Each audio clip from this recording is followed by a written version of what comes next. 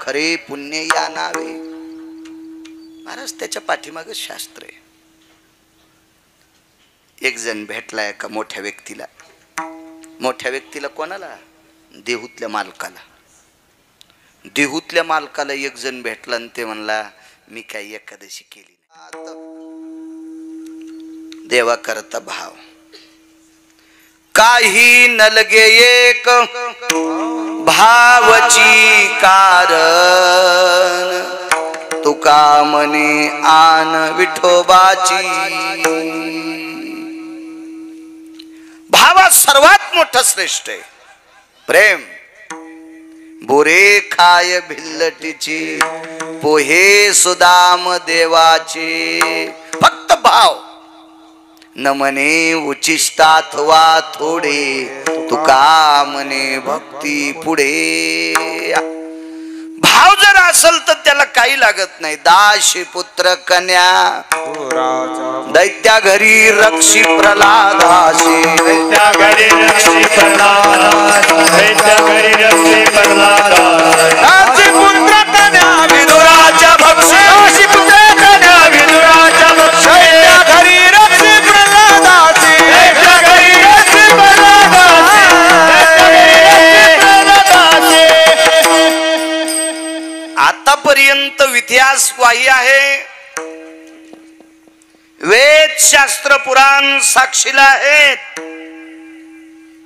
बोलवल्याच्या नंतरच देव गेला असेल बाकीच्या लोकांकडे, पण मनानं मात्र फक्त भक्तांकडेच गेलाय। उद्धवाला एके दिवशी सांगितलं आपल्याला कुठं जायचं। उद्धवजी चल विदुरा घर जावे, उद्धवजी चल विदुरा घर जावे,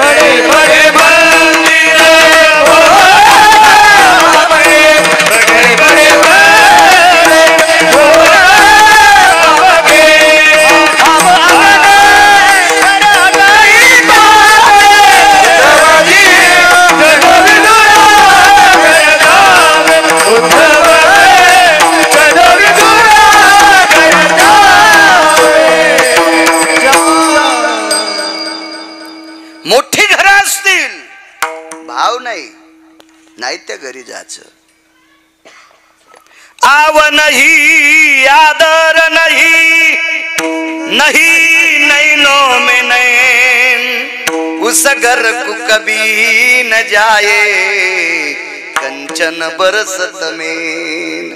कबीरा कंचन बरसत में। मेन म्हणजे सोनं।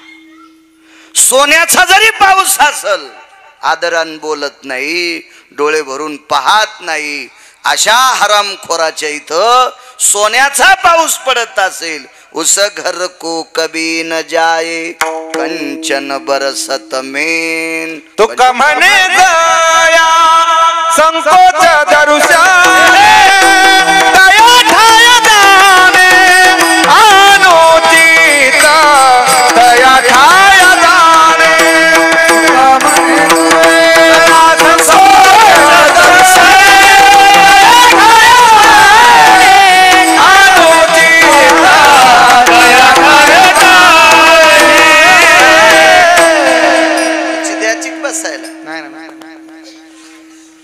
बसक्या संग राहून यायला बी एका औषध पिणाऱ्यानं उडीले। हो पार गुडघे चाललेत त्याचे, पण ते रात्री नाही ना आज नग म्हणालेत बसायचे। विठाला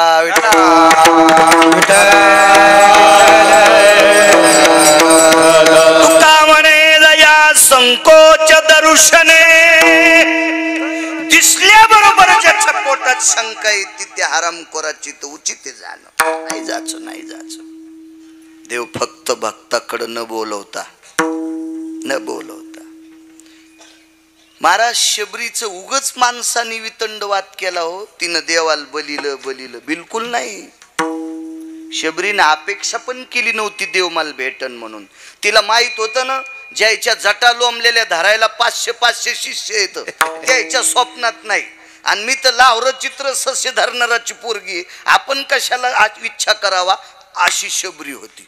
पण शबरीला एका साधूवर विश्वास होता. त्या साधूने एकच सांगितलं, तू फक्त भजन कर. आणि इतक्या श्रद्धेनं भजन शबरीनं केलं म्हणून विटेवरचा मालक तिच्याकडे मनान गेला. धावतो घराची भाविकाच्या धावतो घराची भाविकाच्या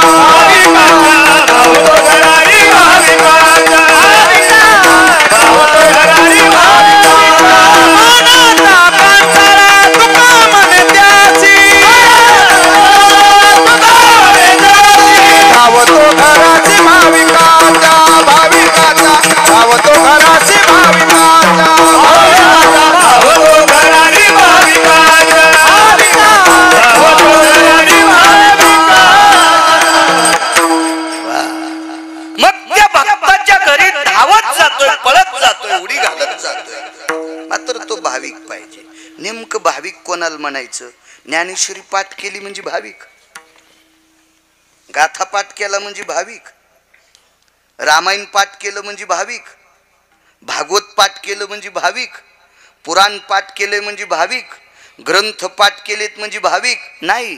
ज्ञानेश्वरी सारखं गाथ्यासारखं वागतो त्याला भाविक म्हणतात. विठाला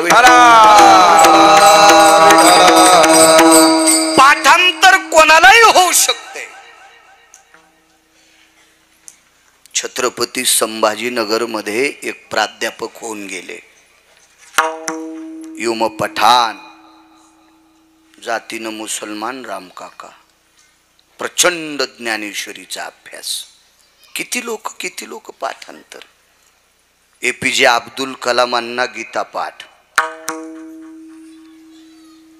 महिन्याच्या वारीला 3 पारधी समाजाचे पोरं येते. 2,500 ज्ञानेश्वरीच्या वया पाठ. 2,500 महिन्याच्या वारीला येतात मारे सगळ्या मिळून.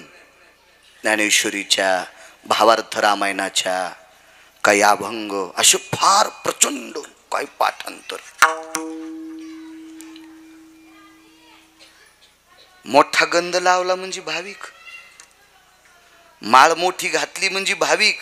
हे तर वरच आहे का बाळ? टिळे टोपी माळा देवाचे गाभाळ वाजवी ओंगळ पोटासाठी, वाजवी ओंगळ पोटासाठी. टिळे टोपी माळा देवाचे गाभाळ वाजवी ओंगळ पोटासाठी, वाजवी ओंगळ पोटासाठी. बाळू महाराज कीर्तनात गोड बोलतो आणि बाजूला सरलं की बंधा गायच्या पुडी खातो. त्याच्या तोंडात इकून रुमन ठोकायला पाहिजे, इकून काढायला पाहिजे. त्याला पाकिट देणारा तर 1 नंबरच्या नरकात जाणार. विठाला विठाला विठाला. डेकोरेशन करणाऱ्यांना भाविक नाही. ऐका कोणाला म्हणतात भाविक? महाराज आपला संसारावर भाव आहे म्हणून आपण भाविकाच्या यादीत नाही. फक्त देवावरच भाव पाहिजे. तेची संत तेची संत तेची संत तेची संत तेची संत तेची संत तेची संत. जाता है ता विठाले, जाता है ता विठाले, जाता है ता विठाले,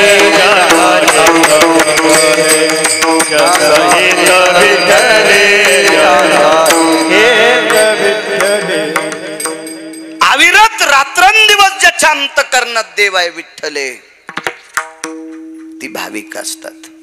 किती गोड भाव पहा. तुकोबरायचे वडील जात राहिले.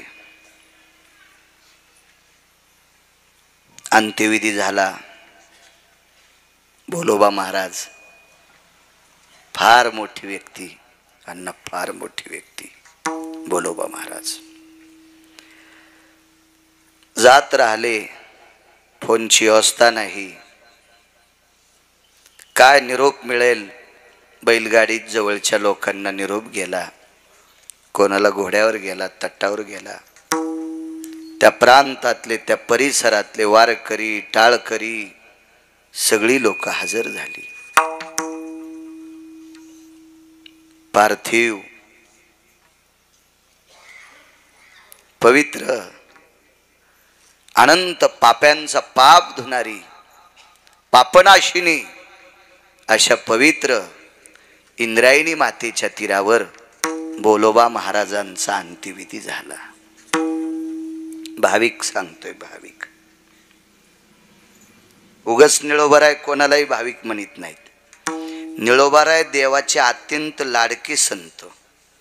याच्या पलीकडे सांगू का, ट्रकनं काही काही न पुस्तकं लिहिले, ट्रकनं हाही शब्द कमी पडल, पण निळोबारायच्या नंतर कोणाची इतकी पण चिठ्ठी स्वीकारली नाही, इतकी सुद्धा चिठ्ठी स्वीकारली नाही. तो भारदस्त संप्रदाय म्हणजे वारकरी संप्रदाय.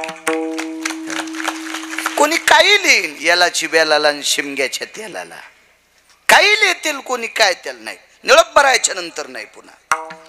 आणि ते निळोबाराय भाविक कोणालाही म्हणायला तयार नाहीत. त्यांचा एक अभंग आहे, भक्त मनावे तयाचे, भक्त मनावे तयाचे, गोणवते जो आशा पाशी, गोणवते जो आशा पाशी, गोणवते आशा पाशी,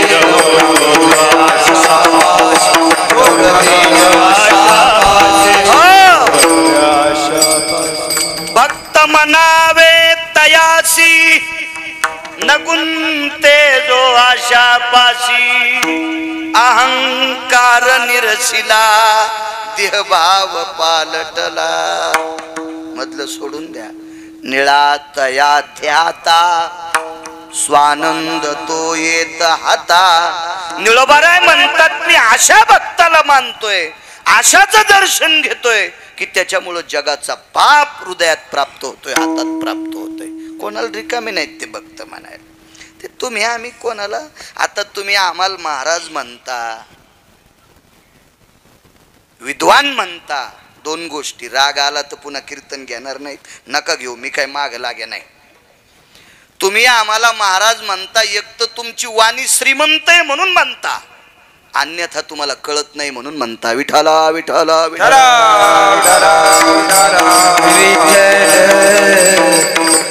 आम्ही फक्त त्या वर्गात आहेत, अजून पास झालेलो नाहीत. हा, महाराज तेच आहेत बापू. तो हा महाराज ज्ञानेश्वर माऊली, तो हा महाराज ज्ञानेश्वर माऊली, तो हा महाराज ज्ञानेश्वर माऊली, तो हा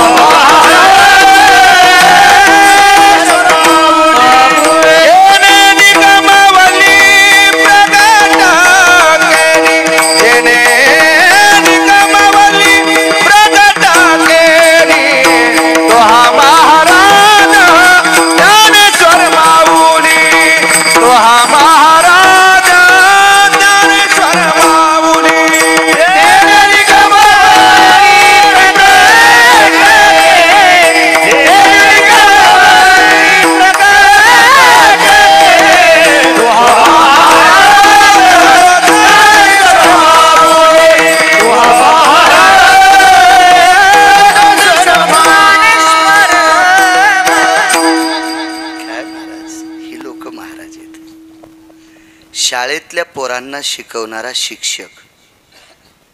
अभ्यास करून शिक्षक होतो जिजा. आम्ही ज्ञानोबाराय तुकोबारायचं चिंतन करून तुम्हाला वारकरी संप्रदायाचे डोस पाजणारे आम्ही अध्यात्मातले शिक्षक आहोत. म्हणून शक्यतो वारकरी संप्रदायातले आधर येऊ. महाराज म्हणत नव्हते काय चाललो बुवा, पण हे मधात 7-8 गाणे 2-4 तुकडे हे आमच्या सारख्या नालायकानं पाठ करावून तुम्ही नाही महाराज म्हणले की कोकण्या मशवानीच गिरगावकर फुगतो. नाही महाराज,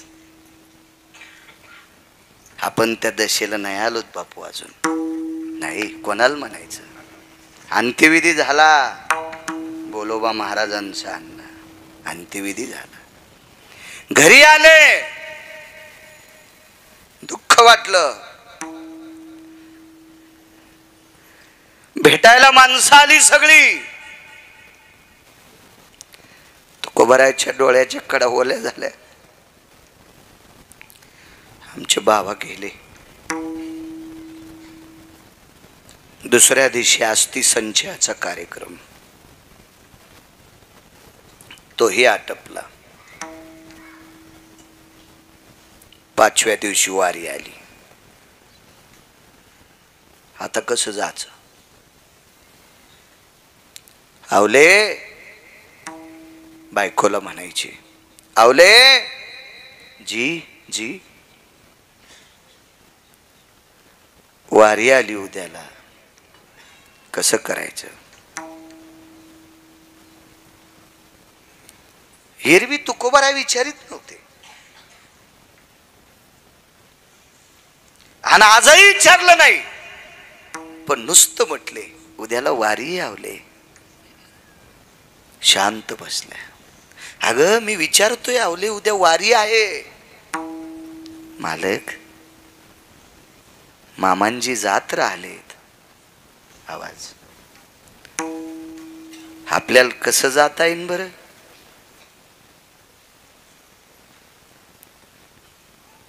10व्याचा विधी आहे, 11व्याचा विधी आहे, 12व्याचा विधी आहे, 13व्याचा विधी आहे. उदक शांती विधी 14व्यापासून एका आयनापर्यंत चालतोय, दक्षिणायन आणि उत्तरायण. त्याला आपण कोणी गोड जेवण म्हणतोय, गोड पाटा. शास्त्राच्या भाषेत उदक शांती विधी म्हणतात. कसं जाता येईल मालक आपल्याला.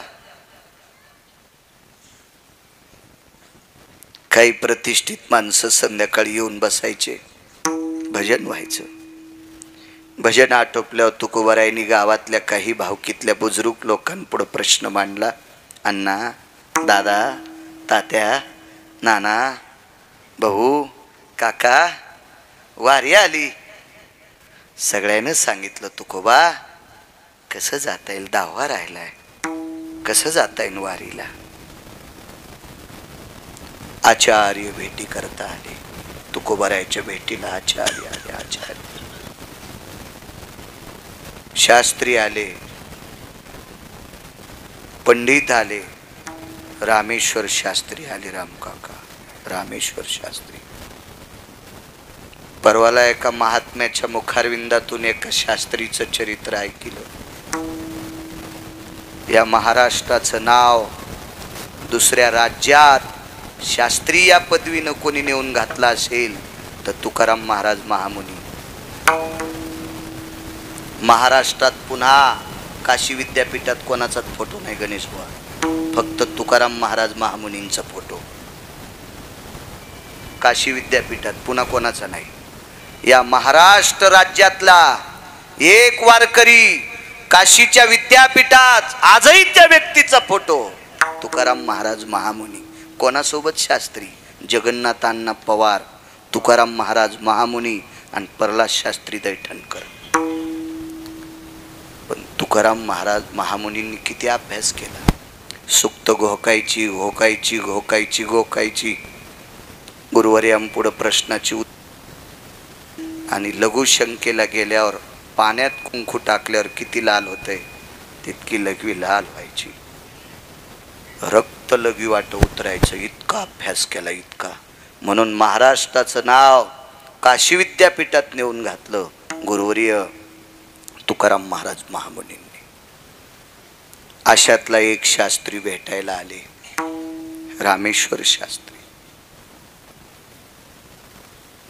तुकोबारायचं शिष्य तो पत्कारलं होतं रामेश्वर शास्त्रीने. भाविक कोणाला म्हणायचं याच्यावर सांगतोय. मग देवाला भाविक कोणता आवडतो याच्यावर लक्षात घ्या. आपण बसतोत का त्या चौकटीत? मी वरील बोलायलो म्हणजे लय शान आहे काय? आपण सगळेच बसतोत का ह्या चौकटीत? हे फक्त ज्याचं त्याने विचार करायचा.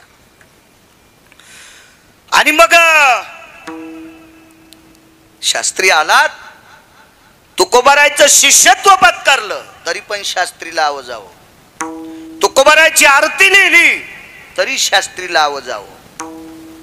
आलाच शास्त्री, जी आलोय. महाराज, जी हा शब्द रामेश्वर शास्त्री कोणालाच म्हणले नसतील, फक्त तुकोबारायच्या पुढे जी शब्द.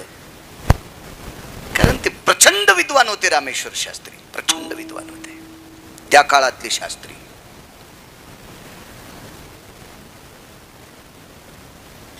दोन चार दिवस सारखे भेटायला. आज तुकोबारायच्या डोळ्याच्या कडा ओल्या आहेत. बाबांची आठवण झाली मालक तुम्हाला? मालक म्हणायचे.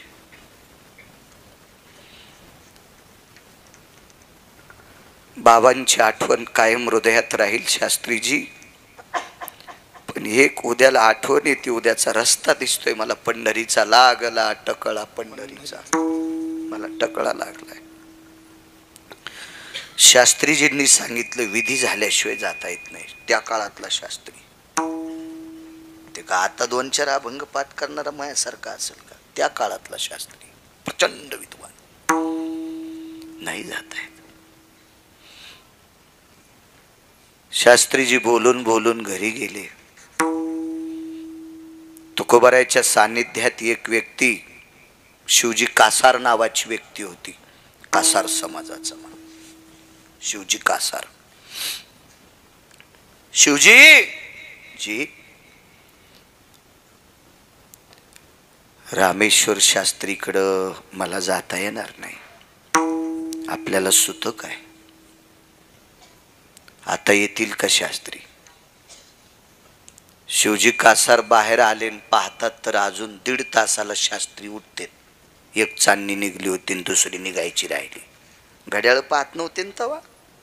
चांदण्या पाहूनच गडी उठत होती पाणी भरायला. इतकं लक्ष. हा, एक जण म्हणला पावसाळ्यात चांदण्या दिसत असतात का? काय इचकिनार माणसं, मिळच नाही ना, लय इचकिनार. अरे ह्या वरच्या पाहून पाहूनच इथं चांदण्या तयार झाल्या काही काही लोकांच्या. ते का तुमच्या आमच्या सारखं का अलाराम लावला आणि उशा खाली गेला, टक्याखाली अलाराम गेला, वाजलाच नाही. कसा वाजन? टक्या त्या मोबाईलवरून तू डोकं त्याच्यावर जेसीबीचा हात टाकल्यावर कसं वाजन ते?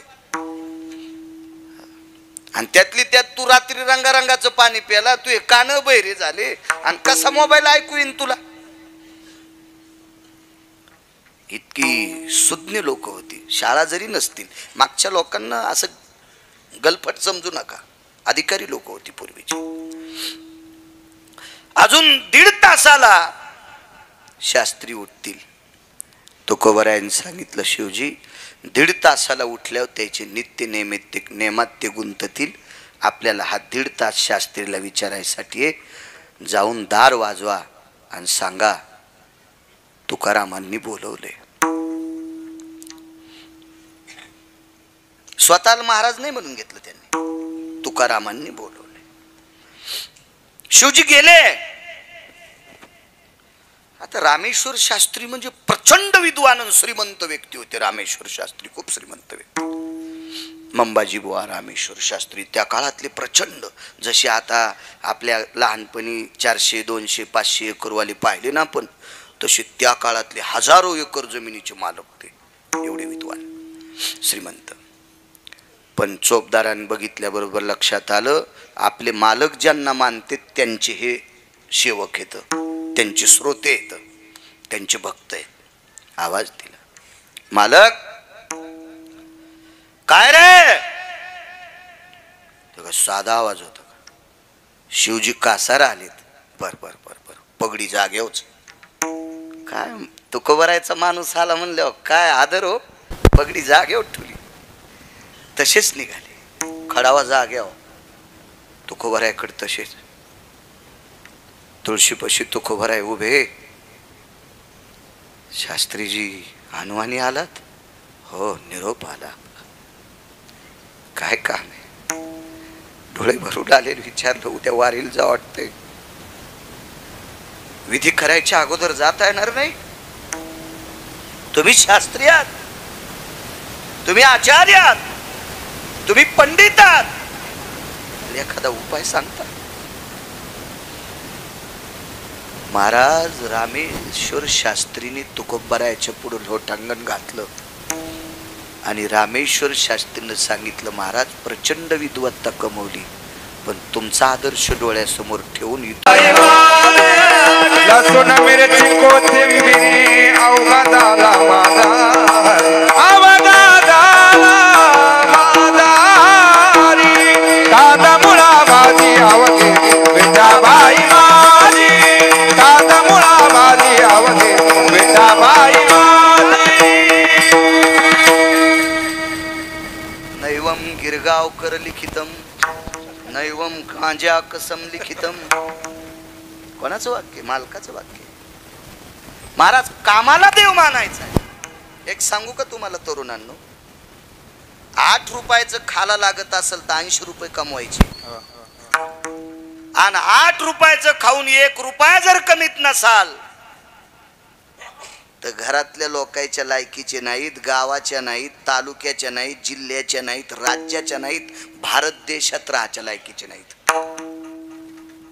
काम करायला पाहिजे. उद्योगम वर्धनते लक्ष्मी. नाही म्हणले एक महाराज म्हणले, पैसे का बांधून न्याचेत का संग? अरे त्यानं तर असा बंगला बांधलाय की आभाळाला भोकाड पडन. काऊन बंगला बांधला मग महाराजांनी? बाळू महाराज जर तुम्हाला सांगत असेल पैसे संग न्याचेत का, मग काऊन तो पण बंगल्यात राहिला म्हण? तो चंद्रभागेच्या कडीली अशी एखादी झोपडी बांधून राहा ना. राजे हो, तुम्ही जे काम करता त्या कामात आपला देव असतो. शिक्षकांनी विद्यार्थ्याला शिकवायचं, रामकाका कोट्यावधी पंढरपूरच्या वाऱ्या केल्याच पुण्य. तुमच्या राजकीय क्षेत्रात जर तुम्ही एखादा विद्यमान तुम्ही एखादं पद असेल आणि त्या पदावर असताना एखादा जर तुम्ही बोर पाडा ना रामकाका, त्या बोरचं पाणी जर गोड लागलं आणि ते गाव जर पाणी पित असेल तर 1 कोटी सप्ते केल्याचं पुण्य तुम्हाला प्राप्त. अर्थभूत द्यावे दान खरे पुण्य या नावे, खरे पुण्य या नावे, खरे पुण्य या नावे. अर्थभूत द्यावे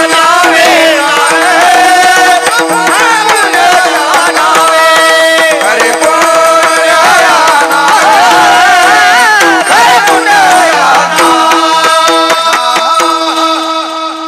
अर्थभूता द्यावे दानांना. पिपाणी व्रत तर नाहीच आणि खडा मंगळवार तर नाहीच. आमची इथे एक बाई आली असं आमच्या पोरायच्या माईकडे काय काम असेल तिचं, गल्लीतली होती. तर मी म्हणलं कोण येता? आमक्या काकांच्या सुनबाई येता आमच्या गल्लीतल्या.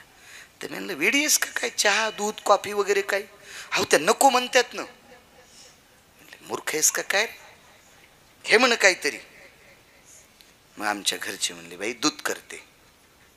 मी आपलं इकडून स्वयंपाक घरात कोण येईल तर नुसतं आपण सारा महाराष्ट्र खालोत.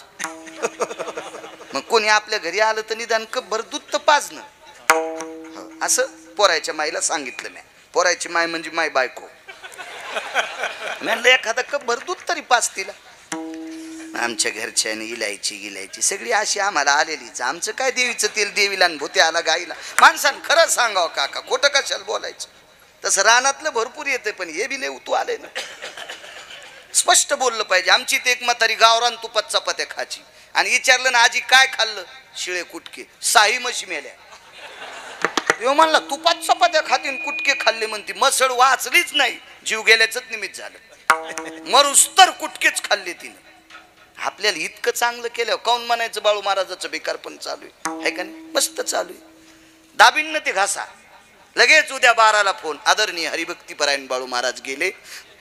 4 वाजता अंत्यविधी. लगेच दुसऱ्यानं टाकलं गेले दिगंबर.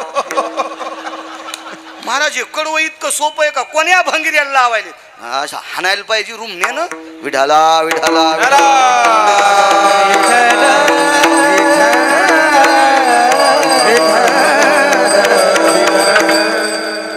मग ते दूध केलं. मग नका माय कशा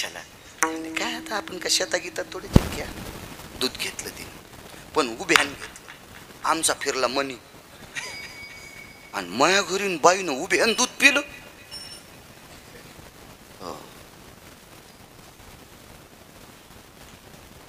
दुसऱ्याची लावती थाक आणि आपली पेती उभ्यान ताक, अशी एक म्हण होती ना, अशी होती ना एक म्हण.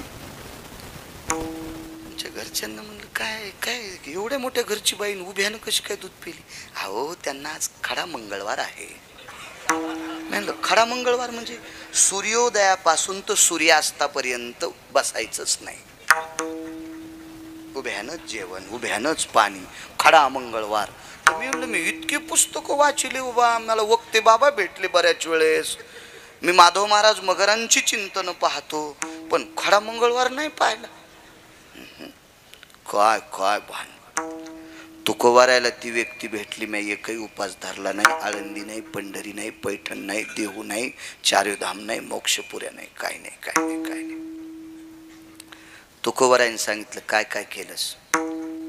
काही नाही, सकाळी स्नान झालं की पहिलं आईचं वडिलाचं दर्शन आणि मग मारुती राहायचं. भाकरी झाली लवकर तर घरी खायची, वेळ असली तर गडबड असली तर बांधून शेतात जायचं. संध्याकाळी दुपारची भाकरी पुन्हा येते. तिथून आल्याबरोबर हातपाय धुतले की पहिलं आई वडिलाचं दर्शन, मग दिवा घेऊन मारुती रायाच्या दर्शनाला. किती वर्षापासून करतो? 28 वर्ष झालं, नियमच मोडला नाही. 28 वर्षात बाहेर गेलोच नाही म्हणलं. आई वडील का वयस्कर आहेत त्याच्यामुळं ते जात नाहीत, आणि माझा नियम मोडू नये म्हणून मी कुठं जातच नाही. सकाळी दर्शन घेऊन जाईन आणि संध्याकाळी परत येईन. 28 वर्ष झालं आई बापाचं 2 वेळेला दर्शन घेतल्याशिवाय थांबलोच नाही. तुकोबाऱ्यांनी लोटांगणच घातलं त्याच्या पायात. नमो तया माता पित्याचे पालन, नमो त्या वचन सत्यवादी, नमो त्या वचन सत्यवादी. नमो तया माता पित्याचे पालन, नमो त्या वचन, नमो त्या वचन.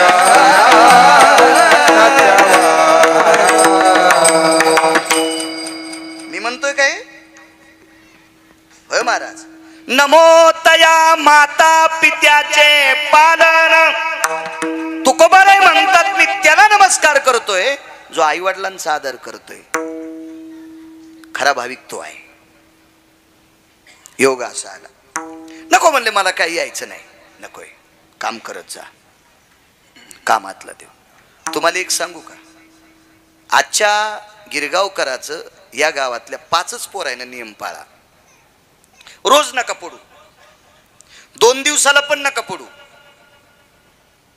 आठवड्यातला तुम्हाला आवडेल तो एक दिवस घ्या. कोणता घ्या? रविवारपासून सोमवारपर्यंत आठवड्यात. आणि सुरुवातीला, कारण वाल्याला सुद्धा रामराम म्हणतात नाही आलं सुरुवातीला, मरामराच म्हणला तर तुम्हाला या आजच बाळू महाराजांना दाबल्यावर इतक्या लवकर वाकायचे नाही, कारण तुमच्या कमराला येडिंग झालेली. ती पटकन लूज कशी होईल? होत नसती, ती लूज होत नसती. त्याच्यामुळं फक्त आठवड्यात एकदा आईच्या वडिलाच्या पाया पडत जा. भारतातल्या कोण्याच महाराजाच्या पाया पडायची गरज नाही. आणि जर तुम्हाला कोणी विचारलं असं कोण म्हणलंय तर मग नाव सांगायचं. आणि रोज दिवसात 3दा आई वडिलाचं दर्शन घेतो का? त्यानं पंढरपुरातल्या मालकाच्या पण पडायचं नाही, त्यानं काशीतल्या मालकाच्या पण पडायचं नाही. महाराज हे कॅमेरे चालू आहेत, मला विचारणार आहे का नाही कोणी? आधारा वाचोने, आधारा वाचोने, आधारा वाचोने. काय सांगशील कहाणी, काय सांगशील कहाणी, काय सांगशील कहाणी, काय सांगशील कहाणी, काय सांगशील कहाणी, काय पुरावा सांगू तुम्हाला, पुरावा. श्रावण कोण्या आई वडला कोण्या देवाच्या पाया पडला? तुम्हाला रामायणात सापडल, भागवतात सापडल, शिवपुराणात सापडल, अग्निपुराणात सापडल, ब्रह्मपुराणात सापडल, गरुड पुराणात सापडल. कोण्याच नाही, फक्त मायबापाच्या. उचलला कोणी माहिती? अंत्यविधी कोणी केली माहितीये? पाणी कोण माजलं माहितीये? पंढरपुरातल्या मालकाच्या बापानं. पंढरीतल्या मालकाच्या. दशरथ राजा कोणाचा बाप? रामप्रभूचा. आणि रामप्रभू कोण आहेत? विष्णूचा अवतार. मग पंढरपुरातले मालक कोण आहे? देवाचा बाप आई वडिलाची सेवा करणाऱ्याचं दर्शन घेतोय. देवाचा बाप. आणि तुम्ही जर माय बापाच्या पाया पडत नसाल आणि बिना चप्पलचे जरी पंढरपूरला गेले आणि त्याला जर खड्डा करून चंद्रभागेत पुरलो तरी त्या हरामखोराला मोक्ष नाही. अरस तुम्ही एखाद्या वेळेस म्हणताल हे महाराज यायलेत आम्हाला फसवायलेत, तसं करणारच नाही. अद्याप नाही. Original original. जिच्या कपाळावर कुंकू आहे का नका लटिकल्या का लाईन जाऊ द्या. मग या ऐकणं तर तुम्हाला कशाला बॉम्ब टाकू. हा ना इतकं नाहीच केलं. हा हा आमच्यावर घेतलेलं खसखस पी कधी तुमची ते तुम्हाला राग येईन म्हणून पोरायच्या माईवर घेतलंय. नाही ऐकल्यावर तर मी गेलो असतो रामदेव बाबाच्या आश्रमात. खूप काम आहे. नवऱ्याचं दर्शन घेतल्यावर एक सांगू का? कीर्तनाला येताना नवऱ्याचं दर्शन घेऊन यायचं. ते जर नाही आले तर कोट्यावधी कीर्तनकाराचं दर्शन झाल्याचं पुण्य प्राप्त होते. पण कधी कधी काय होतंय नवऱ्याला नीट बोलायची नाही, महाराजाला काजू टाकून दूध देते. काय बाई गाराचा पाऊस पडन माय त्या परिसरात एक कणीस राहणार नाही जेवारीला का ओंबी राहणार नाही गव्हाला. कशा हसत आहेत बघा. चला काशीला चला इथपर्यंत आलतो ना. नाही म्हणते येणार नाही. नाही येऊ बुट चपल शिवायचा धंदा. भाविकाची आवडी देवा. उदाहरण क्रमांक 3. आता तुम्ही म्हणायचं बापू सगळ्याला प्रमाण सोडलेले प्रमाण यायला म्हणू द्या आणि आलेले प्रमाण तुम्ही म्हणायचे आहे का नाही. सगळ्यांनी वाटून वाटून खाल्लं पाहिजे. विठाला विठाला. मी अशी शेळ्या मेंढ्या धरणारी वाघ गंजा पाहिले टीव्हीत. पण प्रमाणाचा वाघ काय कीर्तन करायला अभंगावर बोलत असताना बसतय ते बापूंनी म्हणावं विठाला विठाला विठाला.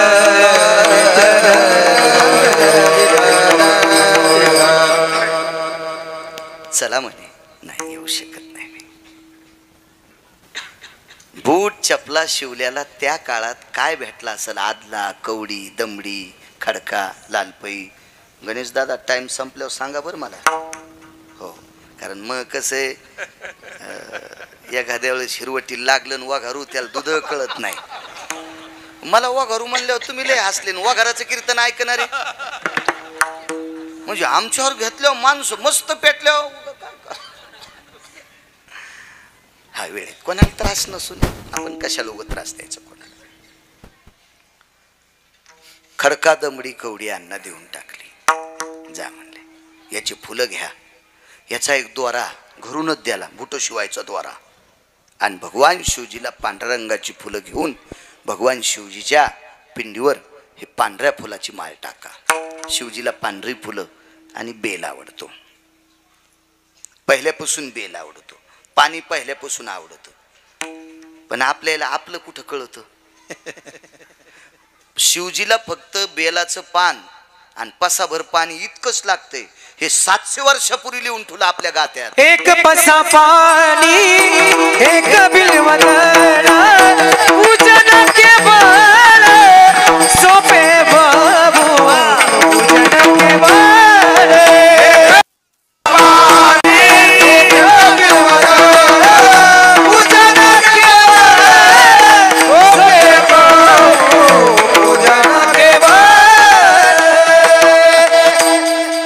अगोदर होते कीर्तनात. हा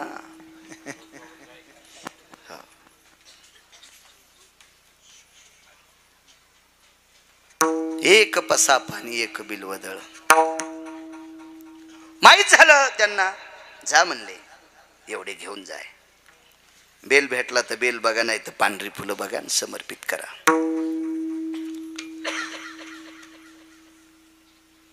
निघाली ती व्यक्ती. वापस आल्याच्या नंतर काशीतला प्रसाद दिला. संत रविदासांनी त्या व्यक्तीला सांगितलं, दादा तू कोण्या दिवशी काशीत पोहोचलतास? मित्र होते. अमक्या तिथीला अमक्या वारी मी काशीत पोहोचलतो. बर, मी दिलेल्या आदल्याचे फुलं कोण्या दिवशी समर्पित केलेत? दुसऱ्या दिवशी. मला त्याच दिवशी काशीतून प्रसाद आला. कर्म तेरा अच्छा है तो किस्मत तेरी दासी है, नियत तेरी अच्छी है तो घर में मथुरा काशी है. त्याने विचार केला, मी चलत काशीला गेलोय, मी काशीहून चलत इथपर्यंत आलोय आणि मी पैसे देऊन काशीतला प्रसाद घेतलाय. आणि रविदासा तुम्हाला कोण द्यालाय प्रसाद? ते म्हणले, मला साधा प्रसाद नाही, शिवजीच्या हातातलं कंगन आलंय आणि ते बी चमडे बुडवायच्या कुंडात. श्रुती नावाची व्यक्ती आमंत्रित केली. श्रुती भाविक कोणाला म्हणायचंय? उदाहरण क्रमांक 3. श्रुती नावाची व्यक्ती आमंत्रित केली. हे श्रुती माते, हा काय न्याय आहे? मी इथून काशीपर्यंत चालत गेलोय, काशीहून इथपर्यंत चालत आलोय, मला विश्वनाथाचा प्रसाद 2 पैसे देऊन घ्यावा लागलाय. ह्या व्यक्तीनं जी पैसे दिली त्याची मी फुलं समर्पित केली, बेल समर्पित केलाय. मीही माझ्या कष्टाची फुलं आणि बेल समर्पित केलाय. मग मला हा कंगनाचा प्रसाद का नाही? का नाही असं काय? तर श्रुती रडू लागली श्रुती. तर त्यांनी विचारलं, श्रुती रडून भागू नकोस, तू रडल्यानं माझ्या प्रश्नाचं उत्तर नाही. मला सांग, हा भाविक श्रेष्ठ का मी श्रेष्ठ? मला नख राहिलं नाही, पायाला कातडं राहिलं नाही, मग कोण श्रेष्ठ? श्रुतीनं सांगितलं, राजा जरा हळून बोल, तू श्रेष्ठ नाहीस असं मी म्हणत नाही, पण तुझ्यापेक्षा कोटीपटीनं हा श्रेष्ठ आहे. का? कारण आई बापाची सेवा होणार नाही म्हणून काशीला गेला नाही, आई वडिलांची सेवा होणार नाही म्हणून काशीला गेला नाही. कारण रविदासाचे आई वडील बंगईला झोका दिल्याशिवाय झोपतच नव्हते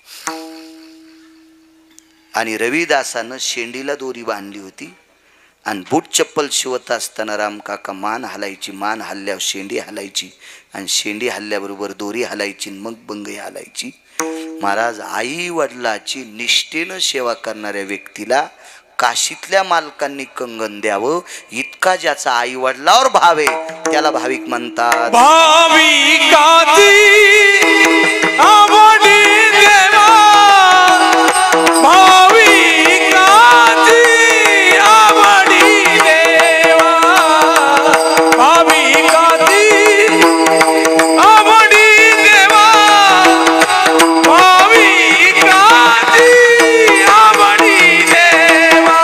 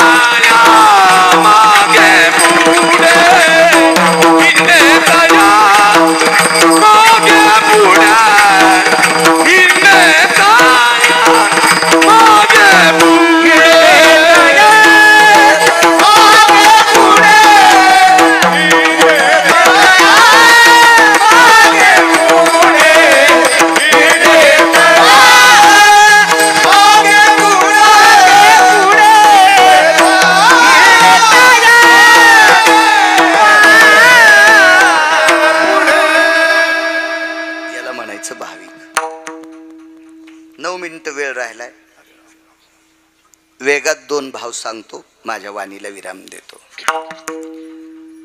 तुकोबारायाच्या सासऱ्यांनी गाय आणि मसड तुकोबारायाकडे पाठवली. एक श्याम काका नावाचा मुनीम होता, तो आबाजींचा. अर्जुन भाऊ बी आले, तर तुम्ही अण्णा सोबत आले का? हो, अर्जुन भाऊ, श्रीराम भाऊ आलेले. हा, संगच कवा.